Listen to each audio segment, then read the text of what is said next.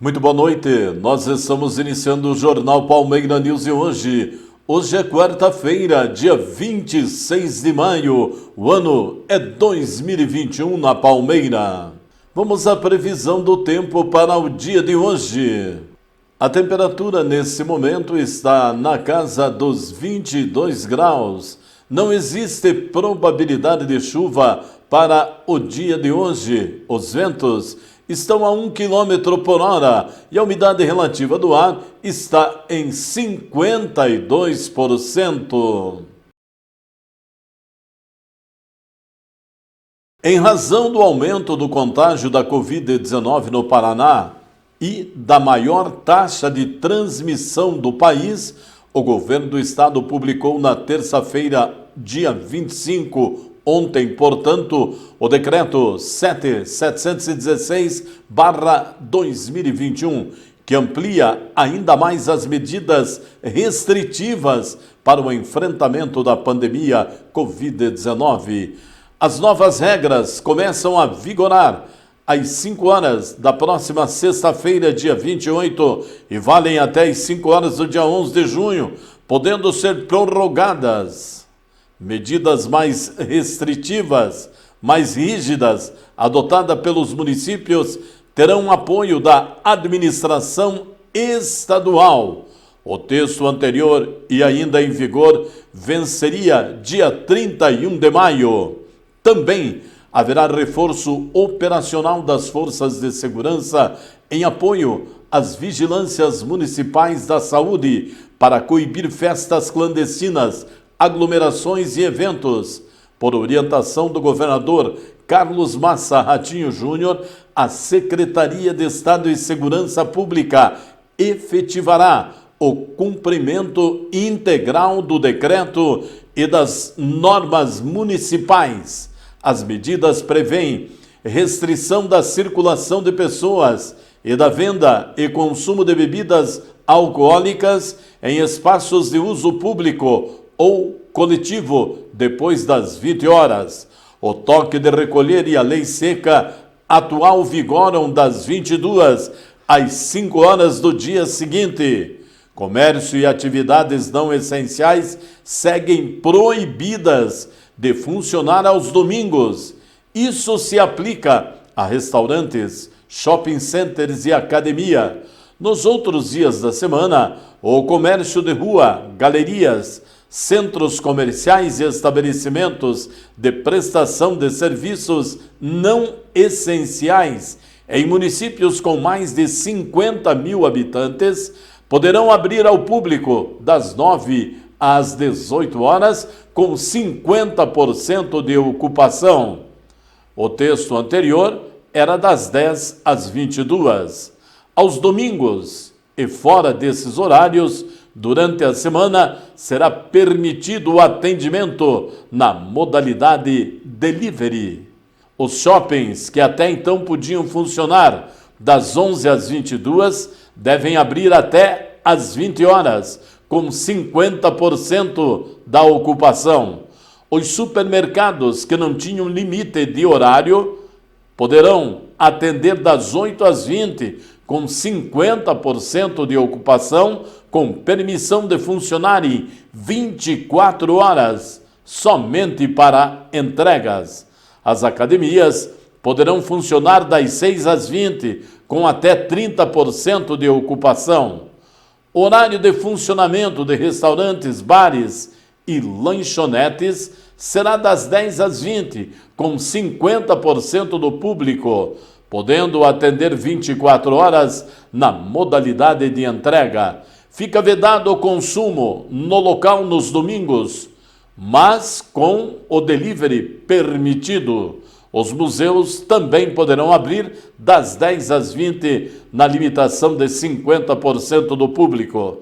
Serviços e atividades essenciais, farmácias e clínicas médicas não terão que atender às regras do toque de recolher e de funcionamento. Os serviços considerados essenciais estão especificados no decreto 4.317 de 21 de março de 2020. continuam proibidas as atividades que causem aglomerações, como casas de shows, circos, teatros, cinemas, eventos sociais e atividades correlatas em espaços fechados, como casas, festas, eventos, incluindo aquelas com serviços de buffet e estabelecimentos destinados a amostras comerciais, feiras, eventos técnicos, congressos e convenções, casas noturnas e correlatas, além de reunião com aglomerações de pessoas, encontros familiares e corporativos. A prática religiosa deve atender à Resolução 440/2021 da Secretaria de Saúde, publicada em 26 de fevereiro, que orienta igrejas e outros espaços a adotarem preferencialmente o formato virtual. Em caso de atividades presenciais, o local deverá respeitar o limite de 35% da ocupação. São 50 anos de dedicação à produção agrícola e um profundo respeito pela biodiversidade e o patrimônio ambiental. Num espaço natural que abriga mais de 500 espécies, o Viveiro Porto Amazonas atua na produção agrícola de qualidade, tendo como propósito tornar viável a obra paisagística de seus clientes. É referência regional pela qualidade de suas plantas, excelente desempenho, diversidade de espécies e respeito à natureza. Viveiro Porto Amazonas, Estrada da Nova Restinga, quilômetro 5. Fone 429-9122-1661. Aliando credibilidade e precisão dos resultados, o Correia Moraes é o laboratório tradicional de Palmeira e região. A empresa, fundada há 45 anos, conta com ampla e moderna sede, situada no centro de Palmeira. Além de coleta no laboratório, atua em outros locais e também realiza coleta em domicílio, otimizando seu serviço e dando fácil acesso a todos. Formada por profissionais especialistas, graduados em análises clínicas e também acreditada pelo Sistema Nacional de Laboratórios Clínicos da América Latina, a equipe é uma das mais completas e eficientes da região, trabalhando sempre com um foco claro, qualidade e confiança. Laboratório Correia Moraes, Rua Coronel Otônio Ferreira Maciel, número 185, fone 3252-1439, Palmeira, Paraná. Sabe como você pode ajudar a superar esse momento desafiador? Escolhendo o mercado mais próximo de você, comprando frutas e verduras dos produtores da cidade, pedindo entregas de restaurantes e farmácias locais. Quando o seu dinheiro circula na economia local, ajuda a desenvolver toda a sua região. Participe do movimento Eu Coopero com a Economia Local. Vamos juntos contribuir com quem é daqui. Olá, estou aqui para fazer o convite a você que ainda não veio conhecer a nossa linda agência. Aqui nós temos o atendimento expresso, quando nós temos as meninas que fazem o atendimento rápido. Nós temos o atendimento agro, aqui do lado, atendemos todos os agricultores. Temos o atendimento pessoa física e no piso superior eu vou levar vocês para conhecer um pouquinho mais. Guichês do caixa também, que fazemos atendimento à pessoa física aqui. Temos uma sala de reunião para nós reunirmos com os associados, com os empresários também. E aqui nós temos o espaço do atendimento às empresas.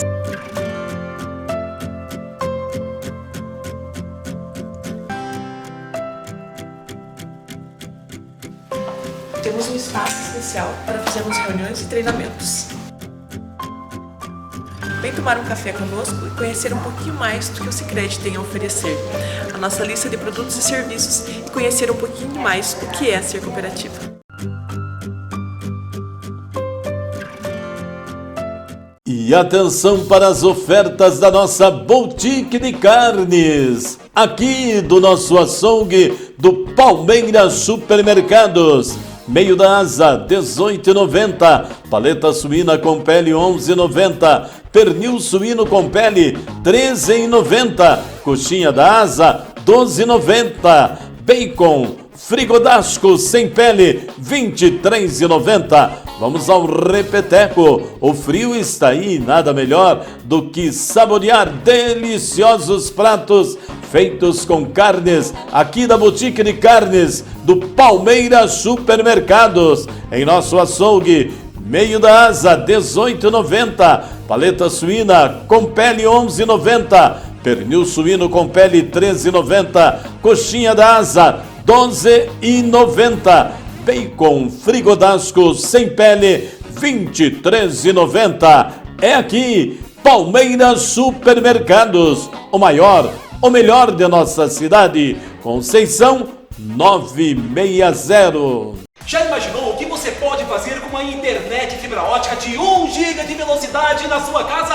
Além de ter acesso à plataforma de filmes e séries e conteúdos educativos, cursos profissionalizantes com certificações, planos de internet fibra ótica a partir de R$ 94,90. Pegue já o telefone e ligue no 0800 880 3284 ou acesse o site debug.com.br e contrate a melhor internet fibra ótica do Paraná. O Brasil é gigante e o desafio de vacinar os brasileiros também. Um desafio que vai além da saúde. É uma questão humana e econômica, pois muita gente depende disso. Ninguém pode ficar para trás. Mas com a união de todas as nossas forças, as vacinas aprovadas pela Anvisa já estão sendo distribuídas em todo o Brasil. A vacina vai devolver para a Mariana a confiança para ela continuar salvando vidas. Para o seu Isaías, a sua roda de amigos. Para a dona Regina, o sorriso que iluminava a vizinhança. Para a Roseli, o carinho de seus alunos. A gente ainda precisa se proteger enquanto a vacina não chega a todos. Juntos vamos cuidar uns dos outros. Somos um Brasil, somos uma só nação. Brasil imunizado, somos uma só nação. A pneumologista da Fiocruz afirmou que não será possível conter a cepa indiana de circular no Brasil. É mais uma das formas do vírus da Covid-19 que atuará dentro da população do nosso país. Vamos à matéria da pneumologista falando, doutora Margarete Dalcomo, aqui no Jornal Palmeira News, matéria da Band News. Já está conosco na linha, pneumologista da Escola Nacional de Saúde Pública, da Fiocruz, doutora Margarete Dalcomo, quem temos o prazer de receber aqui no Band News no meio do dia. Doutora, boa tarde, como vai? Boa tarde, um prazer falar com vocês. Doutora, a gente vem falando bastante sobre esses cuidados, né? Esse monitoramento de casos que tiveram contato e podem ter a possível variante indiana. Muito se fala sobre a gravidade dessa variante. O meu questionamento, antes da gente entrar na questão da gravidade, dos riscos, é em relação a esse isolamento desses pacientes, porque quando tivemos o primeiro grupo de brasileiros vindos da China, né, no início da pandemia aqui no Brasil, houve todo um cuidado, uma quarentena de se manter aquele grupo isolado, exército acompanhando de perto, eles ficaram em abrigos, né? Teve um cuidado muito rígido no controle dessas pessoas e, no entanto, obviamente não foi suficiente para evitar a pandemia aqui no Brasil e hoje temos esse número que passa dos 400 mil mortos. Essas medidas de acompanhamento, de isolamento são eficazes ou é muito difícil da gente controlar a transmissão de uma nova variante do vírus, doutora? Em primeiro lugar, é preciso entender o contexto, né? São dois contextos, dois momentos diferentes. Naquele momento foi uma ação humanitária de repatriamento, as medidas foram corretamente tomadas. Hoje, com a disseminação e a taxa de transmissão conhecida, inclusive das novas variantes que circulam no Brasil, sobretudo a variante P1, que é aquela que predomina, né, responsável por mais de 90% dos casos circulantes no Brasil, nós temos essa possibilidade de entrada, que me parece bastante real.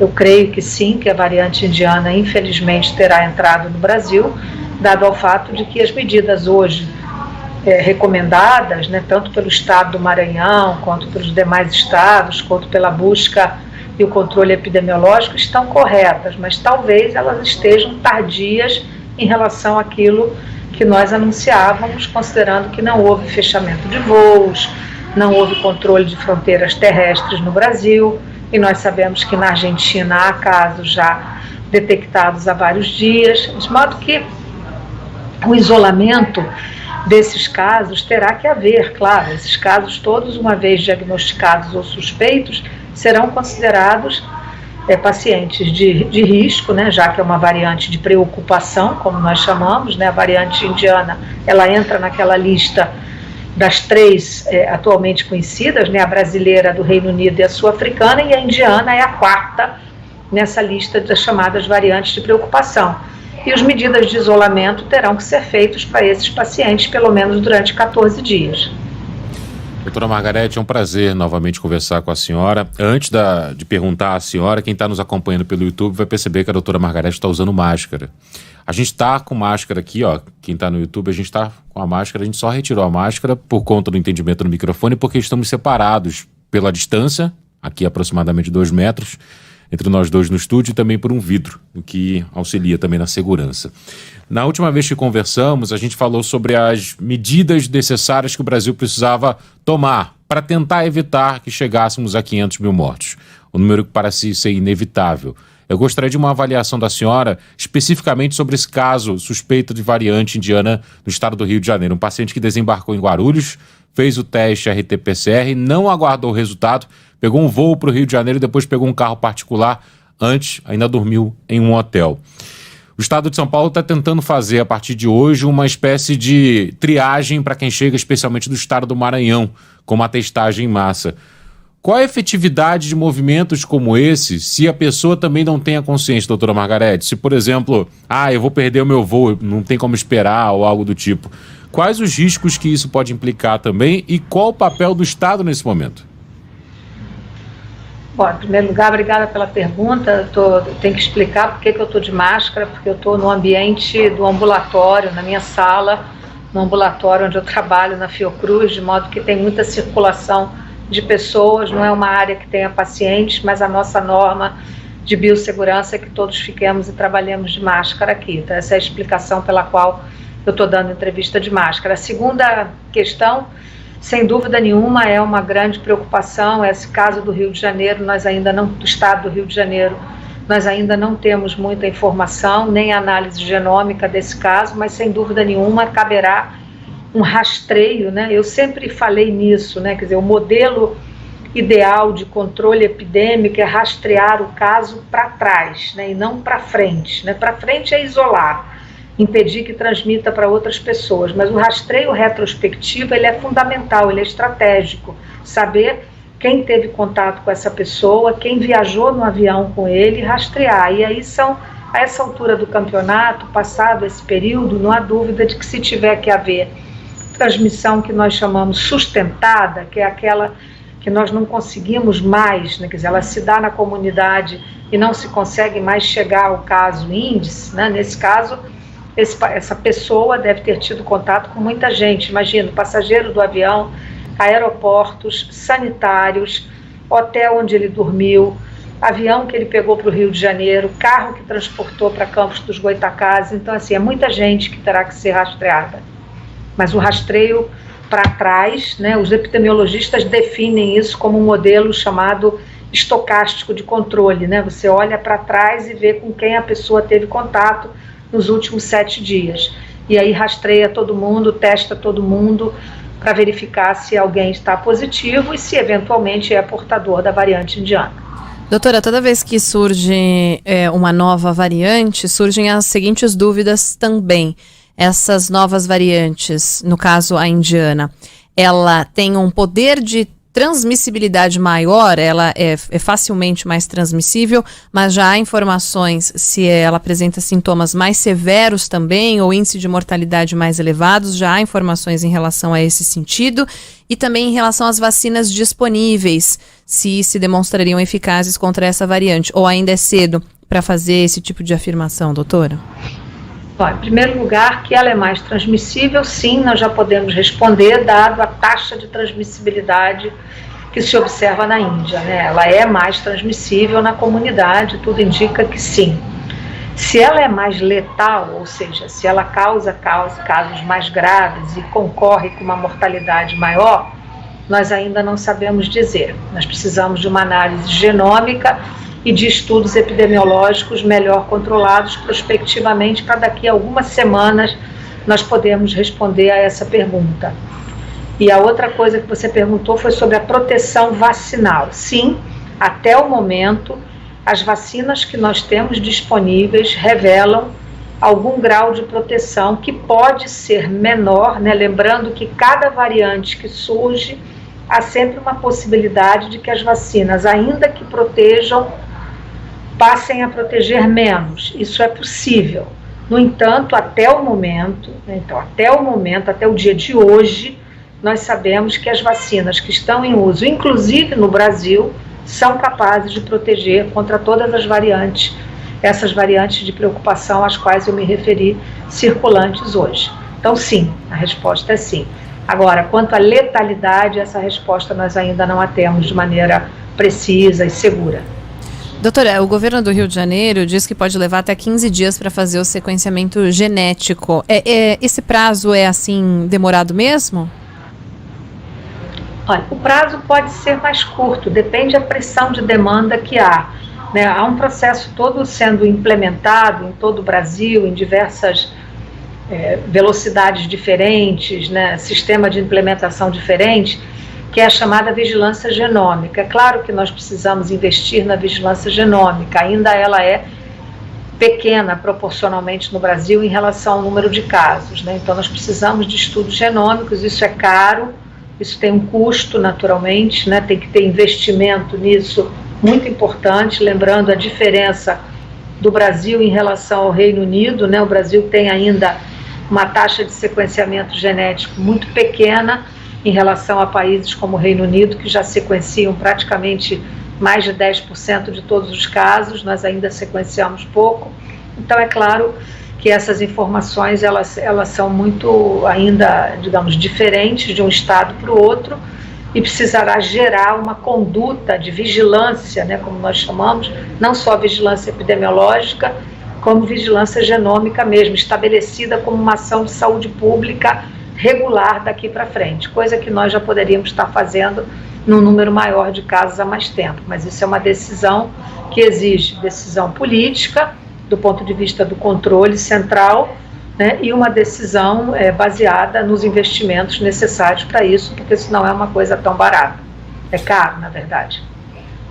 Doutora Margarete, eu sei que a senhora já deve ter ouvido sobre essa pergunta, mas a gente vive num país que é sempre importante a gente reafirmar que ditadura é um período horrível, que cloroquina não funciona, entre outras coisas. A gente está conversando no mesmo dia em que a secretária do Ministério da Saúde está prestando depoimento à CPI da pandemia, que, aliás, teve uma interrupção nesse momento por conta de uma discussão entre senadores. E ela falava agora há pouco sobre a imunidade de rebanho, defendendo a imunidade de rebanho para crianças. Ao ser perguntada pela senadora Elisiane Gama, que é do Maranhão, ela foi perguntada e a senadora falou o seguinte: mas as crianças não vão para a escola sozinhas, elas dependem de um adulto para ir para a escola. Então, quando você fala em imunidade de rebanho de crianças, ao mesmo tempo você fala em imunidade de rebanho de adultos. A imunidade de rebanho, ela realmente existe? Ela funciona de alguma forma? Ou ela é mais uma cascata do negacionismo? Olha, a sua pergunta é muito boa e ela merece uma resposta técnica, né? Correta, né? No sentido de botar no eixo essa questão conceitual. Imunidade de rebanho é um termo que tem que ser usado de maneira correta e não equívoca. Imunidade de rebanho é um termo da vacinologia.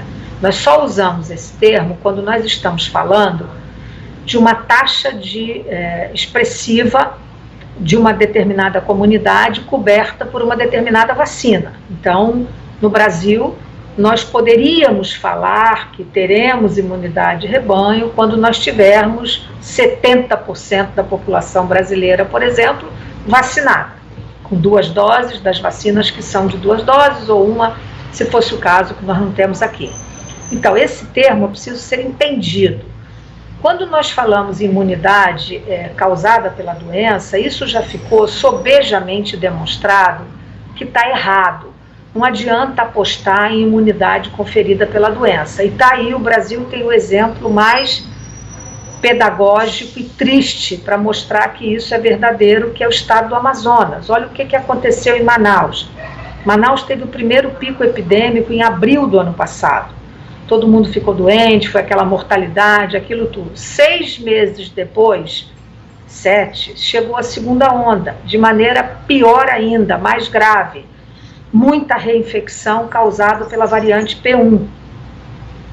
Revelando que as pessoas que haviam ficado doentes, muitas tinham reinfecção pela nova variante. Então, portanto, não tinha mais imunidade. Então, não existe imunidade de rebanho conferida por doença. Deixar as pessoas adoecerem para ganhar imunidade na Covid-19 é uma decisão que seria equívoca, injusta, né, do ponto de vista sanitário, equivocada, naturalmente. Então, assim, isso não, são coisas diferentes. Primeiro, é um conceito, imunidade de rebanho é um conceito da vacina. Foi inventado, digamos assim, criado, né, melhor dizendo, pelos vacinologistas. Então, isso é que precisa ficar claro. Então, nós podemos falar em imunidade coletiva, que é aquela adquirida pela taxa de adoecimento, mas isso não se aplica a uma doença com uma taxa de transmissão tão alta quanto a Covid-19, em que uma pessoa pode transmitir para 3 outras, né? Então, ela não é uma doença de pessoa a pessoa, é uma para várias outras. Então, com uma taxa de transmissão tão alta, e como no Brasil, em diversos momentos, ela ficou acima de 1, vocês nos ouviram muitas vezes falar nisso, né, quando a taxa de transmissão está acima de 1, ela é muito grave, e hoje ainda há muitas cidades no Brasil em que ela está 0,9, isso tudo é muito perto de 1, quando nós consideramos um momento epidemiológico difícil de controlar a transmissão. Doutora Margarete Dal Como, para encerrar, pelo menos da minha parte, a Agência Nacional de Vigilância Sanitária aprovou hoje o início dos testes em seres humanos daquele soro desenvolvido pelo Instituto Butantan, o soro anti-Covid, material feito a partir do plasma de cavalos, que aguardava a liberação da Anvisa desde março, quando foi esse pedido submetido à agência. Os testes, segundo o Butantan, devem começar na próxima semana. Na sua avaliação, esses testes podem trazer resultados promissores? Sim, na verdade são 2 estudos, né? Você está citando o Butantan, mas tem um estudo do Instituto Vital Brasil também, né? Que é o estudo original com soro equino, né? Que está capitaneado aqui pela FAPERJ, no Rio de Janeiro, pelo professor Gerson Lima, também submetido à CONEP para utilização para início dos testes em humanos. Sem dúvida nenhuma, é muito promissor. Nós temos visto agora os primeiros resultados com transferência de plasma de convalescentes para pacientes graves. Estamos ainda aguardando estudos mais robustos com essa avaliação, mas sem dúvida nenhuma, vemos clinicamente, com muita confiança na possibilidade de nos valermos dessa terapêutica para casos graves com Covid-19, casos internados em terapia intensiva, né? Precisa definir quem será o grupo a ser submetido, se será paciente em ventilação mecânica, fora da ventilação mecânica, em que condição clínica. Mas, sem dúvida, vejo de maneira, como pesquisadora clínica, com muita confiança na metodologia e com muita esperança de que isso possa nos trazer alguma possibilidade terapêutica, sem dúvida. Vamos andar com fé, que a fé não costuma falhar. Doutora Margarete Dal Como, muito obrigado pelo tempo da senhora. Eu sei que é difícil, mas pela disponibilidade de nos atender, viu? Até uma próxima. Muito obrigada, bom trabalho para todos. Boa tarde. Obrigada, doutora. Boa tarde.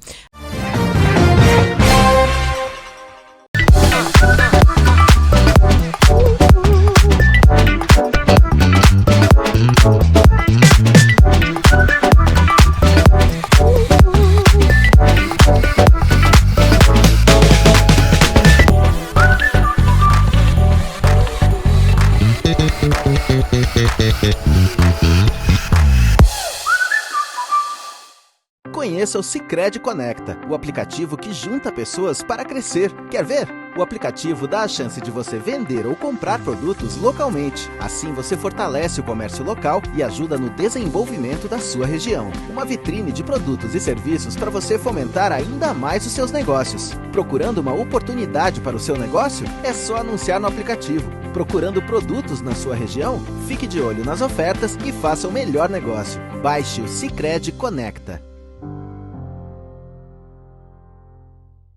Correia e Moraes Clínica Médica. um novo conceito de saúde e bem-estar para a Palmeira. Fornecemos a melhor estrutura, conforto, tecnologia e consultórios bem equipados.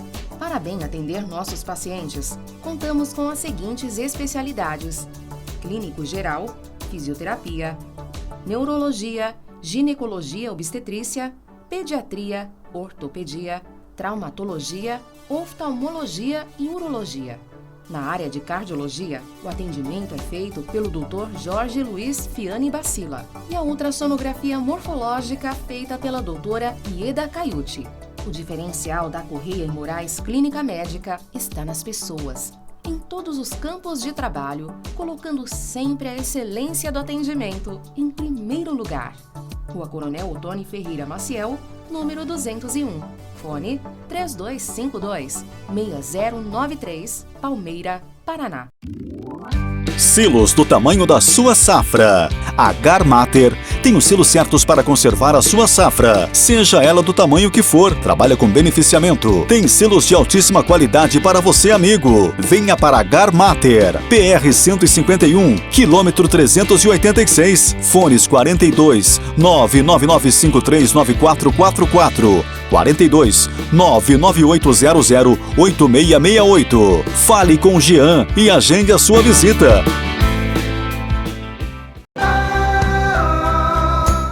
Eu sou a Daniela Diadio, gerente do Sicredi aqui da agência de Vitimarsum, e eu estou aqui para convidar você que reside aqui em Vitimarsum e ainda não conhece os nossos serviços. O Sicredi está em Vitimarsum desde 2001. Nós temos todos os produtos e serviços oferecidos pelas demais instituições financeiras, desde um investimento, crédito rural, crédito comercial, seguros, consórcios, previdência, cartões, entre outros. Se você ainda não nos conhece, convido você a conhecer a nossa agência. Venha conversar conosco, nós temos hoje 9 colaboradores para lhe atender. Venha até a agência que nós vamos atendê-lo da melhor forma, identificando as suas necessidades. Monjolo Imóveis, empresa genuinamente palmeirense, há 23 anos fazendo parte dos seus sonhos. Desde o início das suas atividades, tornou-se referência no mercado imobiliário, destacando-se pela ética, profissionalismo e qualidade na prestação de serviços. Também por sua política comercial e administrativa totalmente diferenciada do mercado imobiliário local, garantindo assim credibilidade e comodidade aos proprietários de imóveis. A Monjolo Imóveis está na Rua Coronel Macedo, 146 Centro. Fone 3252-6089, Palmeira, Paraná.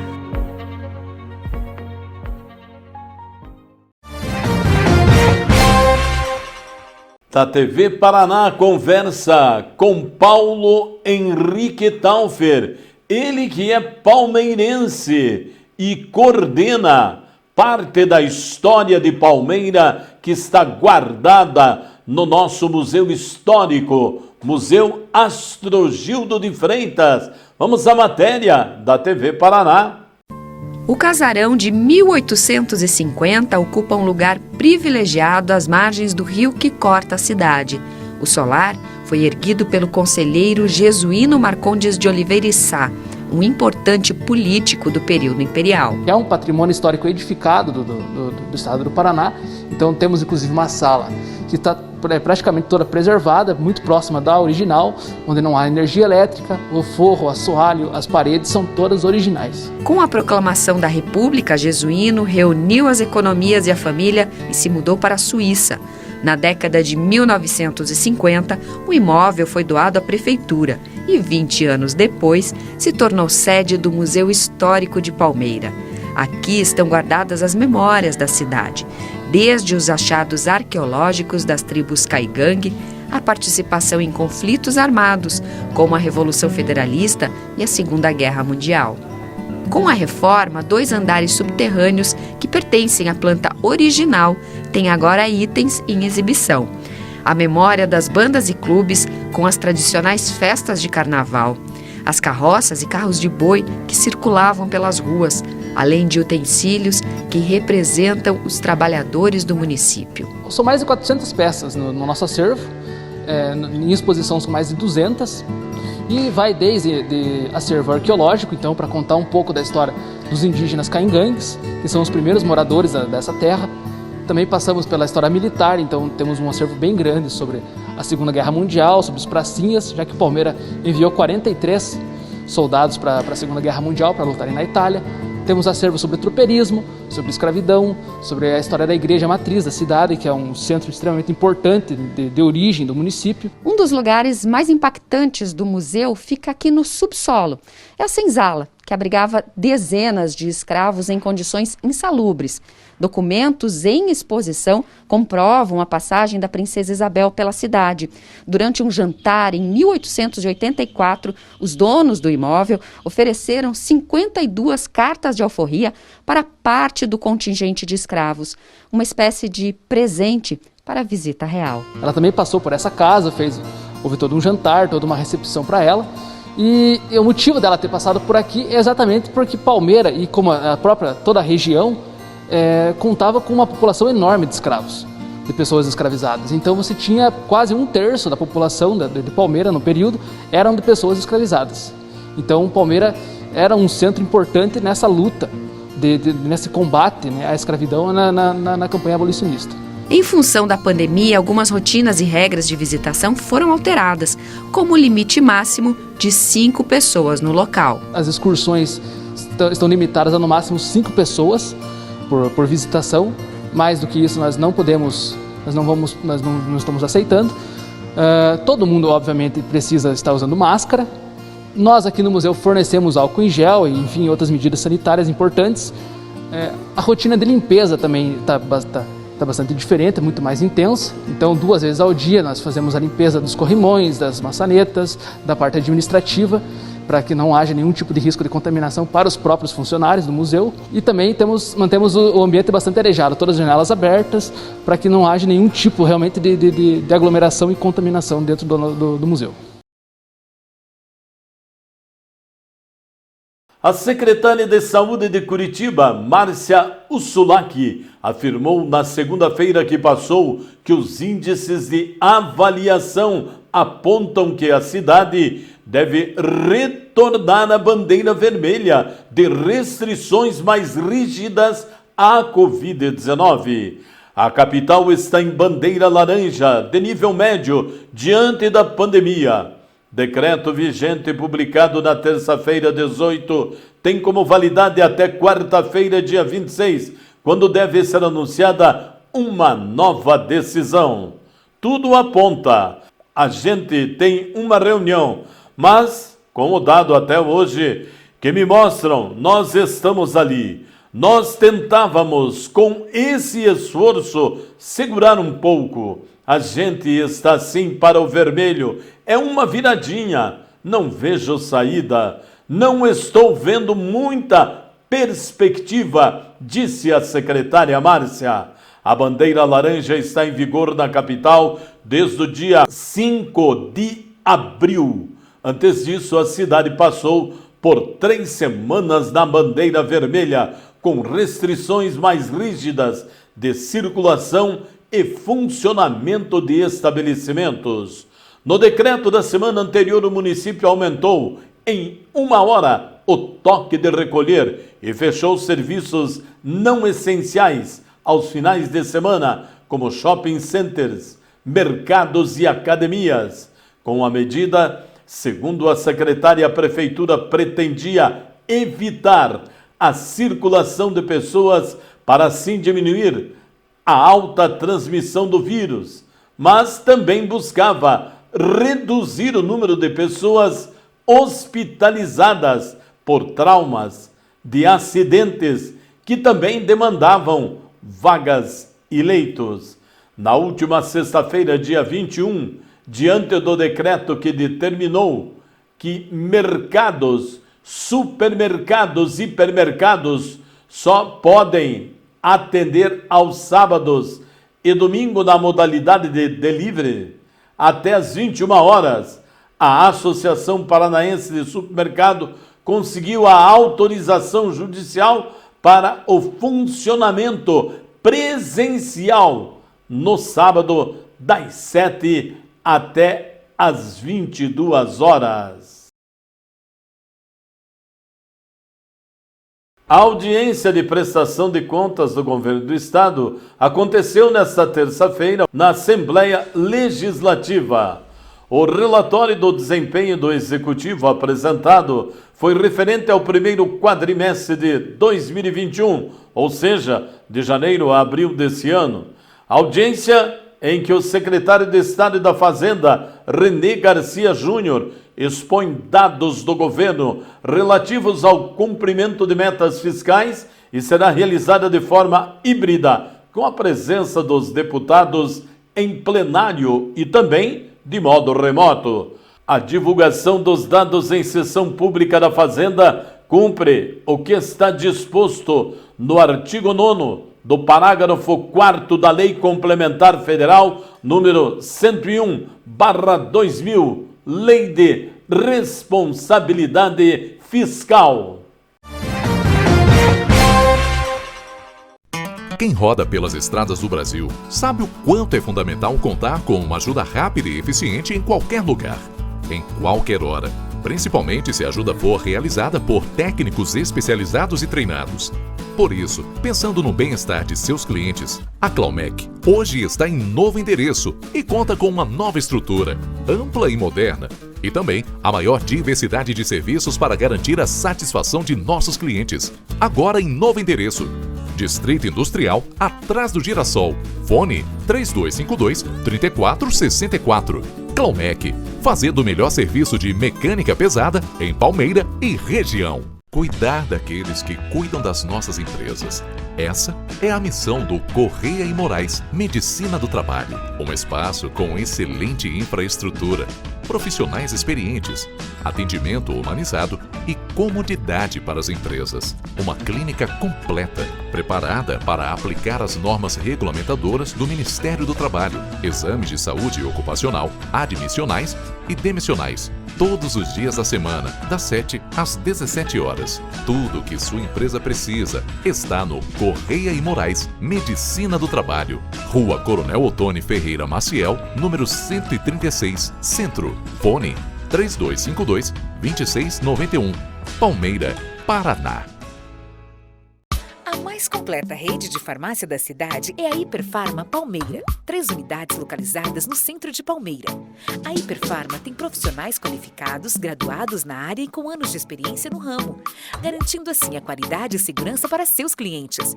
Temos toda a linha de medicamentos tradicionais, genéricos e ampla linha de perfumaria nacional e importada. Quer comprar produtos com descontos? Baixe nosso aplicativo no seu Play Store e garanta os melhores valores. A família Tomadom presta a você, cliente e amigo, atendimento humanizado e diferenciado. Venha para a Hiperfarma, porque aqui você é hiper. Confira nossas ofertas especiais para esse mês. A Margolina 200ml R$ 39,90. Desodorante aerossol Dove Diverso 150ml 7 especiais R$ 12,59. Hipervit Suplemento Alimentar Diversos R$ 39,90. Difusor de aromas High Beauty Diversos 250ml R$ 29,90. Shampoo High Beauty Hydra Beauty ou Purple Beauty 300ml R$ 15,99. Shampoo Head Shoulders Diversos 200ml R$ 13,95. Shampoo Salon Line Meu Liso Exceto Matizador 300ml R$ 15,79. Condicionador Hugs Chá de Camomila ou Extra Suave 200ml R$ 11,69. Hiperfarma, aqui você é hiper.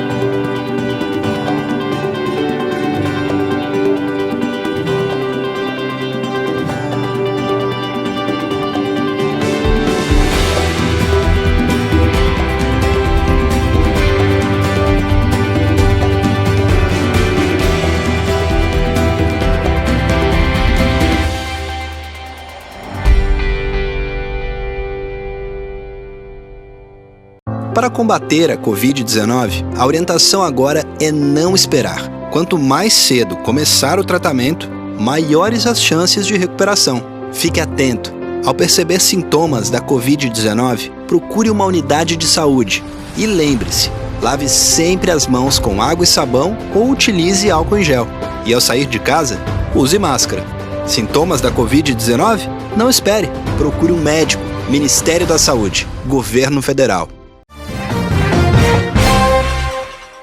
Nós estamos encerrando o Jornal Palmeira News deste dia de hoje, quarta-feira. Voltaremos ao ar amanhã, às 18 horas, aqui na Rede Clima TV. Você é nosso convidado. Fica aí, daqui a pouquinho, uma nova programação para você.